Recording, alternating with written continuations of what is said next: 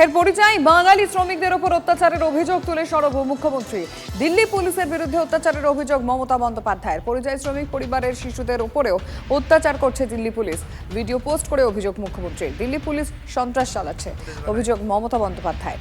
চাঁচলের একটি পরিবার বেশ কয়েক বছর ধরে দিল্লিতে কাজের সূত্রে থাকে, আর সেই পরিবারে মহিলা সদস্য ও তার সন্তানকে মারধরের অভিযোগ দিল্লি পুলিশের বিরুদ্ধে।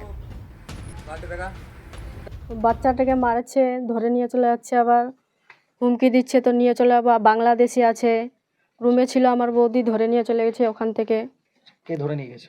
পুলিশ এসে তারপর তো বাচ্চাটাকে ছিনাছিনি করে ফেলে দিয়েছে, মাথা ফেটে গেছে, কানটা কেটে গেছে বাচ্চাটার। আচ্ছা, এটা কবে হয়?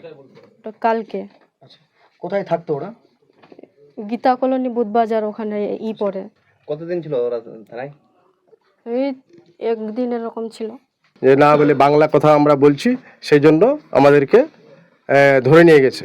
আর সব কিছু ডকুমেন্টস ওদের ছিল, আধার কার্ড ছিল, ভোটার ছিল, সব কিছুই ছিল।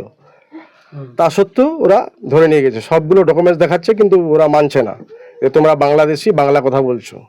তারপরে ওরা ওখানকার একজন লোককে, ওর স্বামীর খবরটা পায়, ওর স্বামী তখন খবরটা শুনে ওখানকার লোকাল একজনকে ধরে নিয়ে ওই থানায় যায়।